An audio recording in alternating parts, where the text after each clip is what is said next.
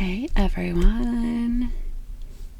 Thank you so much for the 700 subscribers. Oh my goodness. I am so grateful to you all. And it all happened early, a day before my birthday. So, alright, on that note, you're probably wondering, what are these two things sitting in front of her? I don't know if you guys know, but I am a speech language pathologist. That's my day job. Or just a fancy name for a speech therapist. And I work with kids in schools. So my whole career I've always worked with kids. I love working with kids. And one thing that I have learned, so I've been doing this for 7 years now. One thing that I've learned is that with kids, you gotta make it fun and motivating for them, and you have to make it relevant for them. One of my favorite things about my job is the fact that I can be creative and think outside the box. That's, as much as there are things that make me overwhelmed or, stressed out, there's a lot of amazing things about my career. And just thinking about what I was going to do for this video kind of reminded me of that. So anyways, so I wanted to start out by just showing you guys this great notebook. Oh, and this video, so May is the start of Better Speech and Hearing Month. So it's where, speech language pathologists and audiologists really try to share their knowledge and resources with people who, just explaining our roles and how we can help with communication.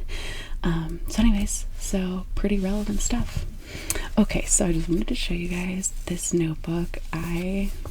It's not, a thing I use with kids in the sense that where they use it. You can see my notes are very messy. That's how I take, okay. Yeah, anyways, so I take my notes, make no sense, but I just love the design. And I love what it says, that everyone deserves a voice, because I think everyone does. I strongly believe that everyone has the right to communicate, and whatever that means for them. So I just wanted to show you guys. And then the back is just, plain. But so there's that. Okay. So one of the populations that I work with are kids that have speech sound disorders. So speech sound disorders, just a fancy name for kids, who may present with a lisp, a phonological disorder, apraxia. So all things where they're not pronouncing sounds, clusters of sounds, words, where they're not pronouncing them correctly, and where it's to the degree where it impacts their ability to be understood. So I think when most people think of speech therapy, they think of, oh, you work with people who have a lisp or people who stutter, which yes, that is a big part, but we do a lot more than that. But regardless, so one of my favorite resources to use in teaching kids how to correctly say different sounds is these Biorum speech sound cue cards. So they're really, really cute, and they have a picture representation and a cute little name for every single consonant and vowel sound, and that includes long vowels and short vowels. So I'm going to show you guys a couple because it's kind of hard to explain. But all the kids I work with love them, and you can work, work on them with adults. So I have ADHD. I've said that many a time. So these are supposed to be organized by sound type. So so the yellows, those are all earlier developing sounds, or the earliest developing sounds. Blue is a little bit higher developing, and the purple's for the vowels. So I'm just laughing at some of these because I'm just like thinking about different just doing them with the kids, and they're just like, yeah, it's funny. Okay, all right, I'll show you guys some of my favorites. That's a favorite. That's a good one. Okay, and then these are all the vowels. So they have a picture and then they have a little description. So this is a long vowel. Or no. Yeah, this is a long vowel. So this is the punching sound. So the sound is like in book. Okay, this is another vowel. This is the pig sound, and it's oi, oi, oi, as in boy. This one's my favorite. They all love this one. This is the scared sound. This is for ah, for... Okay, all right, so the vowel sounds are fun, but the consonant sounds are the best. Okay, okay, so this is for the letter H, and that's called the hot dog sound, like a dog panting. So for H, and so I just feel like with kids, it just makes it a lot more fun. They're more motivated, and I'll say, okay, let's make the hot dog sound, and they'll, know what to do. So obviously we want to fade out those cues, but and then this is for M. It's called the yummy sound. So this is my personal favorite. This is for F, and it's called the mad cat sound, like you're a cat that's really mad. Oh my gosh, I cannot deal. Okay, we'll just do a couple others. Oh, for K, we call it the coughing camel sound. Coughing camel, as in key. So anyways, those are the speech sound cue cards I like to use with the kids I work with. I'm going to organize those another day. Like, at least I organize them by color. Oh yeah, this one's good too. This is for D, the drum sound. Duh, duh, duh. Okay, actually, I'm gonna... Yeah, never mind, I can't find the sound. I'm gonna do a follow-up video and show you guys how I would do a speech therapy session with a kid based on their errors. So anyways, I'll just depending on how this video does. I don't know if people are interested in this, but it's a big part of my life, and I don't know, I was looking through my materials today and I was like, oh my gosh, they're so tingly, Okay, so this one comes first, and then this is the top pile. Okay, perfect. But yeah, these cards were very expensive. They were like $40-something. Because they're all evidence-based. They're made by a speech-language pathologist. Anyways, so the B-Aurum speech sound cue. So that is one of my favorite activities. Okay, now I'm going to show you something I do with kids who have trouble with vocabulary. So maybe it's a kid that has trouble with describing, word finding, categorizing. So a lot of times this will just present as, where they're not using the correct word, or they can't find the correct word, or they have a really hard time, answering questions. There's a lot of word finding where they're like, what's that word? So I really enjoy working, on those skills. And when I do, I use this modified visual board, Flipboard. I'm a big fan of visuals. My coworkers and I made this. I cannot take full credit. Okay. So this is page 1. So this is just to help kids with describing. So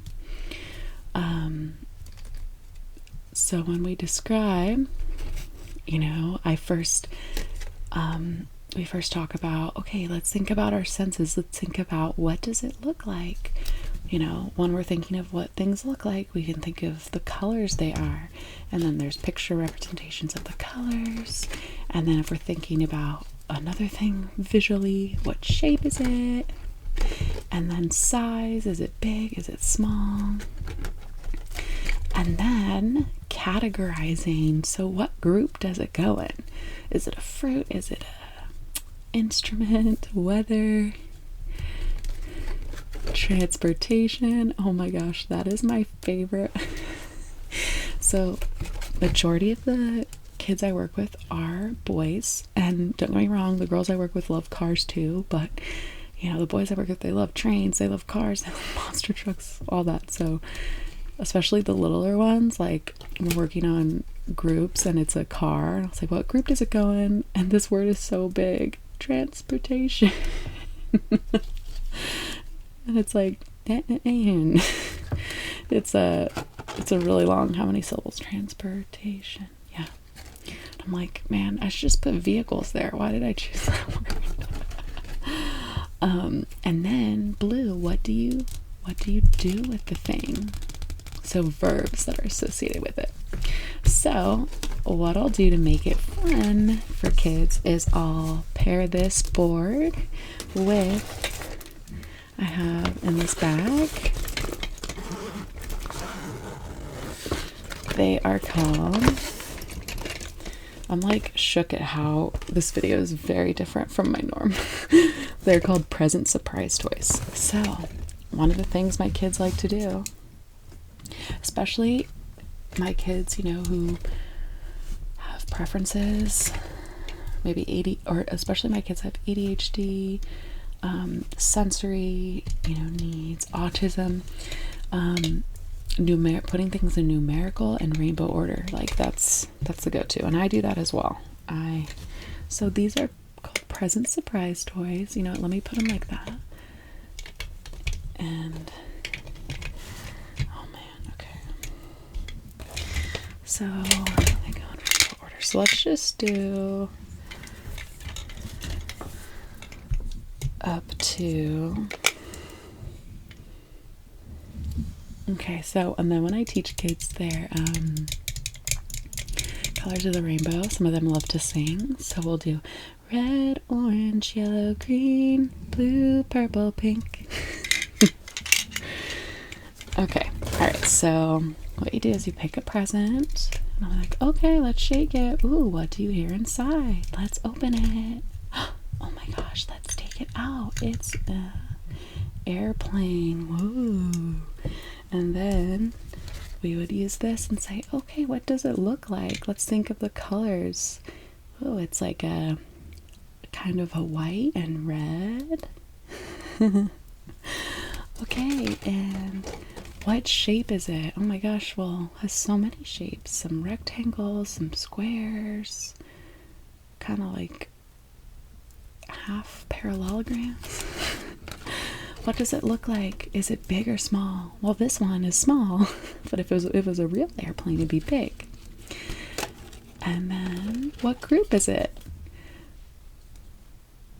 What group is it? I have to see. Okay, so we'd be like, oh, not on this board. Let's see what the next one is. Oh, so this is where there can be two groups they can say, because let's say they could say, oh, it's transportation, or they could say, oh, it's in the toys group, just depending on how they're associating, you know, airplane. If they're making a more symbolic association or just like a more literal association.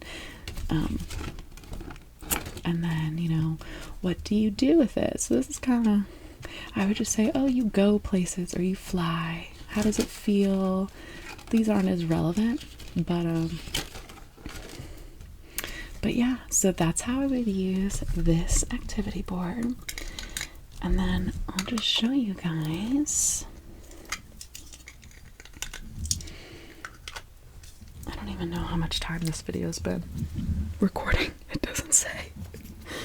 All right, let's see what's in the orange one. Let's see, number 2. It is a cat. A cat. Meow. And then it has the number underneath too. Little details like that. 1, 2, 3. Let's open. Take it out. Ooh, it is a duck.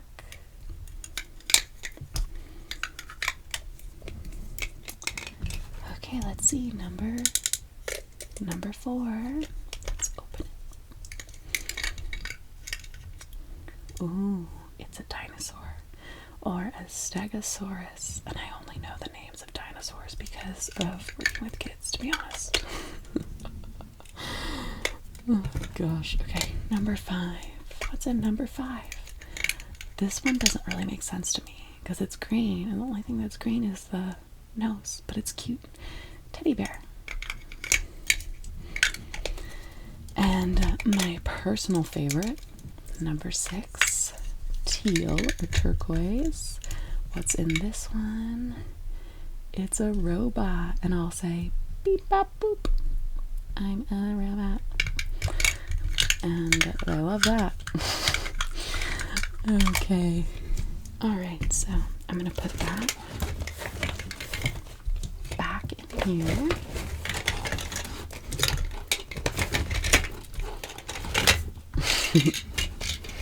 And I'm gonna show you guys 2 more things. 2 more things. I'm just gonna get a sip of water really quick.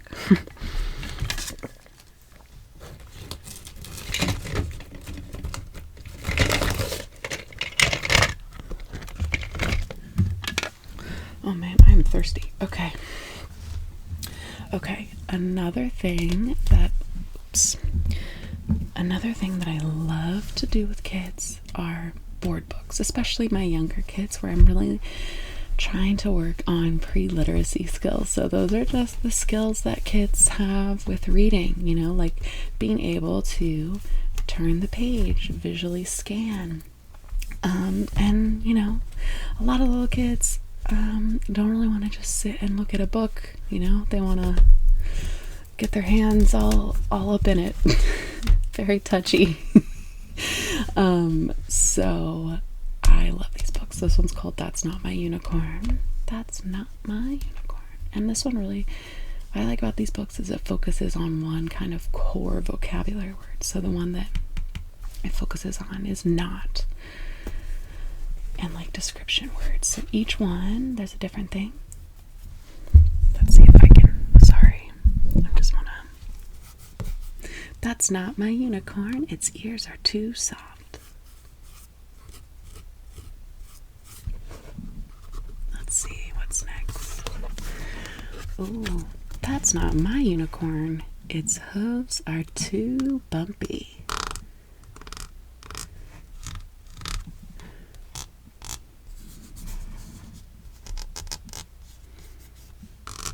Its hooves are too bumpy. Oh, look at the little mouse. Cute. That's not my unicorn. Its tail is too furry.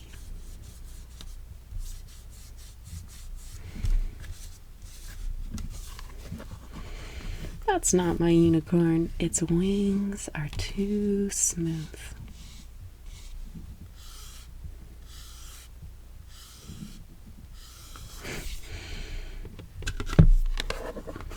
That is my unicorn. Its horn is so sparkly. So that is the end. Not My Unicorn, and this is by Usborne Books. So yeah, that's a great one. Okay. Sorry. Okay, so another type of book that I like to use with my students that are a little bit older, so like 1st grade and up, maybe kindergarten, depends on their reading skills, is, let's see, just seeing if I have a dry erase marker in here.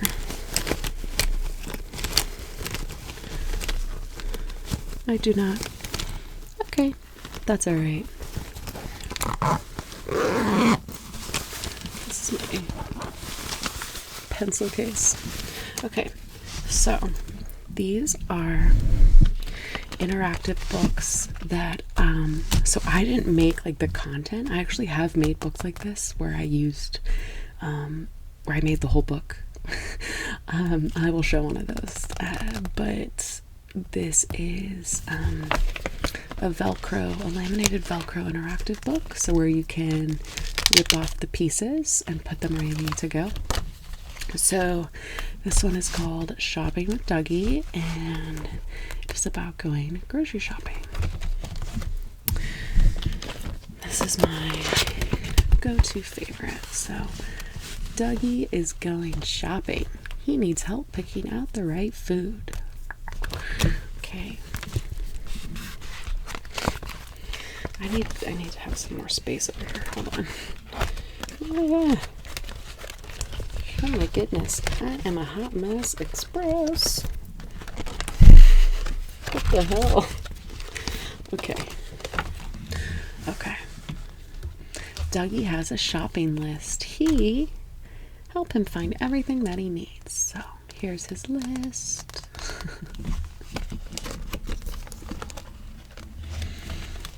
Okay, so the first one, Dougie needs two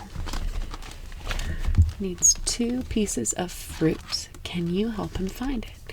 So then this is where it works on those categorizing skills, where they have to be able to realize or know that banana and apple are both fruits. So take off the Velcro piece and put it in the cart. It's a little loud.